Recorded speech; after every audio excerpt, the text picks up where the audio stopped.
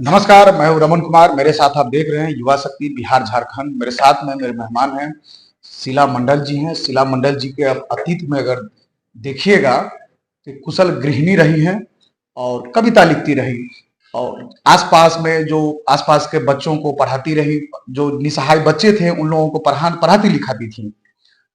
हम उनसे बात करेंगे, उनसे उनके जीवन आधारित जो संघर्ष, महिलाओं का जो संघर्ष होता है, और नीतीश कुमार जी ने 15 साल में इस संघर्ष को कितना सुगम बनाया है, उसी पर हम इनसे बात करेंगे। नमस्कार मैडम, सबसे पहले हमारे चैनल में आपका बहुत बहुत स्वागत है। सर आपको भी बहुत बहुत बधाई है। और बता दे रमन जी कि आप यहाँ तक आए और हमसे पूछ रहे हैं, इस बात के लिए हम आपको बधाई देते हैं। आज महिला दिवस है, हम लोग के पार्टी की तरफ से आज मनाया गया, लेकिन एक्चुअली में महिला दिवस 8 मार्च को होता है अंतर्राष्ट्रीय स्तर से। तो आज महिला दिवस के अवसर पे हम पूरे बिहार वासियों की महिलाओं को और प्रयास की महिलाओं को बहुत बहुत ढेरों शुभकामना देते हैं, और उसके बहाने आपको भी धन्यवाद देते हैं कि आप यहाँ आए। आपके महिलाओं के जीवन में कितना संघर्ष होता है, और हम्म। नीतीश कुमार जी ने 15-18 साल जो भी रहे हैं मुख्यमंत्री, उस संघर्ष को कितना सुगम कर पाए और कितना जरूरत है।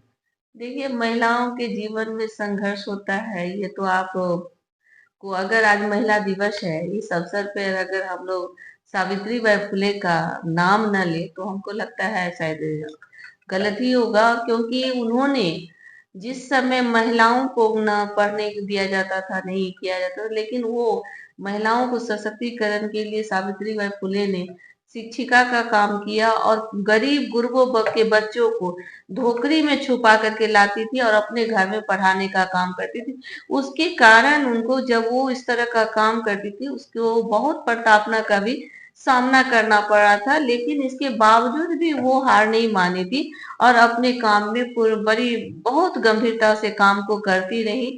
इस बात के लिए उनका जितना भी हम लोग स्मरण करें, ध्यान करें, शायद कम ही है। आज बता दे, बाबा साहब ने महिलाओं के अधिकार के लिए बात कहा, और बाबा साहब उस समय की राजा राम मोहन राय जो सती प्रथा चलता था, उसका भी अंत राजा राम मोहन राय ने सती प्रथा कर दिया।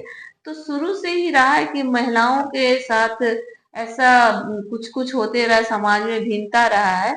उस भिन्नता को आज के युग में, आज के समय में माननीय मुख्यमंत्री नीतीश कुमार जी ने उस बात को समझे और बहुत गंभीरता के साथ एक समाज में ऐसा लकीर खींचे, जो आज देख लीजिए महिलाओं को, उनको लगा कि कैसे महिलाएं सशक्त होगी, कैसे आगे बढ़ेगी, और खास करके दबे कुचले वंचित समाज की महिलाओं, उसके लिए उन्होंने पंचायती राज में 50% का आरक्षण देने का काम किया, जिसकी वजह से आज महिलाएं सभी गांव घर आप जाइए तो देखने को मिलता है कि महिलाएं मुखिया है, सरपंच है, पंच है, वार्ड सदस्य है, विधायक बन रही है, मंत्री बन रही है। तो ये जो महिलाओं के सशक्तिकरण के लिए माननीय मुख्यमंत्री जी ने काम किया है, अपने आप में एक बहुत बड़ा, समझिए, मौन क्रांति है, जिसका हम जितना भी प्रशंसा करें बहुत ही कम होगा। आप जानते हैं कि पहले हम लोग भी पढ़ते थे स्कूल में तो बहुत दिक्कत होता था। लड़की लोग को स्कूल नहीं, बहुत कम ही जा पाती थी, और स्कूल भी बहुत दूर होता था घर से, उतनी व्यवस्था नहीं थी, बुनियादी सुविधा नहीं थी। उस बात को हमारे नेता माननीय मुख्यमंत्री नीतीश कुमार जी समझे और बुनियादी सुविधा देने का काम किया। हर पंचायत प्रखंडों में स्कूल कॉलेज का निर्माण हुआ, और उसके बाद भी उन्होंने देखा कि क्या कारण है कि गरीब गुरबों के, वंचितों समाज के बच्चे स्कूल कॉलेज नहीं जा पा रहे हैं। तो उनको लगा कि जरूर कोई ना कोई बात है, तो उन्होंने पोशाक योजना की शुरुआत की, कि जिसकी वजह से वो बच्चे, हमारे गरीब गुरबों के बच्चे कल तक स्कूल ढंग से नहीं जा पाते थे। कहीं परेशानियां था, उसके पास ढंग का कपड़ा नहीं होता था, तो इसके लिए माननीय मुख्यमंत्री जी ने जो पोशाक योजना लाई, वो भी हमको लगता है अपने आप में मील का पत्थर साबित हुआ। और आज जब हम देखते हैं कि गरीब गुरबों की सभी की बच्चियां, बच्चे स्कूल ड्रेस में बच्चा चलता है और साइकिल से जाती है, बच्चा, छोटा छोटा बच्चा 5 बजे सुबह स्कूल जाने के लिए कांख के नीचे में बैग लेकर के, किताब लेकर के जब जाता है, तो बहुत ही अच्छा लगता है कि देखिए, स्वर अब सब कोई दे देगा, लेकिन आपको ये शिक्षा नहीं कोई देना चाहता है। 10-5 रुपया मांगे किसी से तो वो देना चाहता है लोग, लेकिन शिक्षित नहीं करना चाहते हैं। लेकिन आज आप बिहार की जो बजट आया है उसमें भी आप देखेंगे कि माननीय मुख्यमंत्री जी ने शिक्षा पर विशेष बल दिया है, ताकि आने वाले दिनों में और भी इसको सुदृढ़ किया जाए। इसका भी देख सकते हैं कि अभी लोग अभी गांव में भी हम लोग भी जाते हैं, सब लोगों का था कि भाई टीचर अच्छा नहीं है, मैडम टीचर हो जाए तो बहुत अच्छा रहेगा।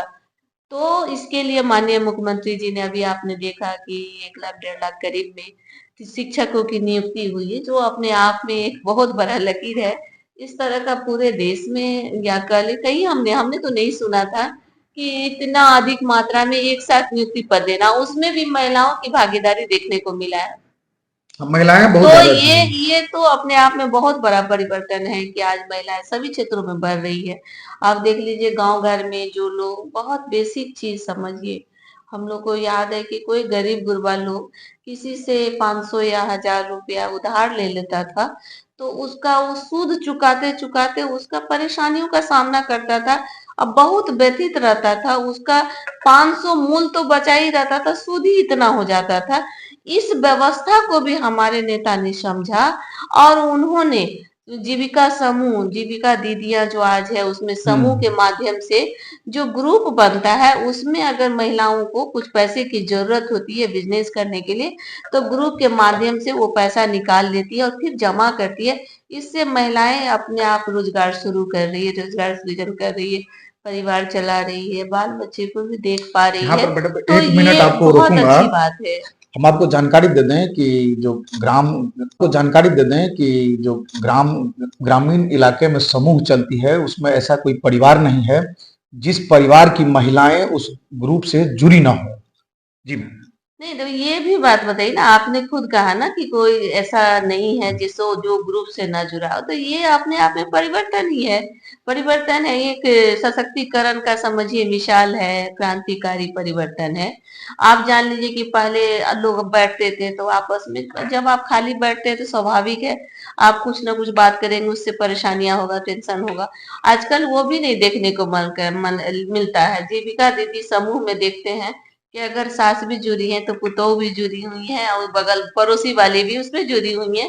तो लोग सारे एक परिवार से दूसरे जुड़े। से सब लोग मिलजुल के समाज में जो सौहार्द का मामला आया है, जो वातावरण अच्छा बना है, वो भी अपने आप में बहुत ही अच्छा जो मैसेज है जो माननीय मुख्यमंत्री जी किए हैं, इसको इसका सराहना जितना भी करे बहुत ही कम है, हमको लगता है। पंचायत लेवल पर मैम जिस तरीके से आरक्षण दिया गया महिलाओं को राजनीति में लाया गया, जिम्मेदारियां दी गई, शायद नीतीश कुमार जी की सरकार इस चीज को लोगों को जो समझाना चाहते थे लोग समझ नहीं पाए बहुत हद तक। देखिए ये बात आप ठीक कर रहे हैं कि जितना हमारे नेता ने इतने 18-19 वर्षों में जो बिहार के लिए काम किया गया है, जो दशा और दिशा बिहार का बदला है, हमको भी याद है। हम लोग जब झारखंड बिहार में था तो उस समय किस तरह की भ्रांतियां चलती थी कि यहाँ तो कुछ भी नहीं है, बालू है, आलू है, कैसे होगा बिहार का। कोई जंगल नहीं था, कोई फॉरेस्ट नहीं था हम लोग के पास, कोई अथी भी नहीं था, जो प्राकृतिक जो होता है वो भी हमारे पास नहीं था। तो ये सब चीज के बावजूद भी आज हमारा बिहार हर दृष्टिकोण से चहुमुखी विकास कर रहा है, तो कहीं ना कहीं उनके विजन और सोच का ही नतीजा है। कोई आदमी कुछ भी कहता है कि हमने किया, अरे वो तो विजन समझने की जरूरत है। आदमी सब कहता है हम कर लिए, लेकिन सोच भी तो होना चाहिए। आप तो पहले भी थे तो आप क्यों कि नहीं कर पाए। तो ये जो हमारे नेता का जो विजन है वो अपने आप में बहुत ही अपूर्व है। और देखिए उनका जो सोच है, वास्तविक में हमको लगता है कि एक संत जैसा सोचते हैं, जो परोपकारी हो, कैसे जन कल्याण हो, कैसे वंचित हो समाज का, जो निचले पायदान पे बैठे हैं उसका कैसे उद्धार हो। एक एक बात को समझना हमको लगता है बहुत बड़ी बात है। और इस बात के लिए हम भी अपने आदरणीय नेता का हृदय से आभार और धन्यवाद प्रकट करते हैं कि आपने बिहार को जो एक नई दिशा और दशा बदला है। शायद बहुत सारे लोग हो सकता है भविष्य में आए, लेकिन हमको नहीं लगता है कि इनके जैसा लोग आकर के बिहार का दशा और दिशा इतना बदल पाएगा। देखिए कल तक हम लोग को याद है, लोग गांव घर में घर बनाते थे तो कहते थे बिजली के तार दो दही।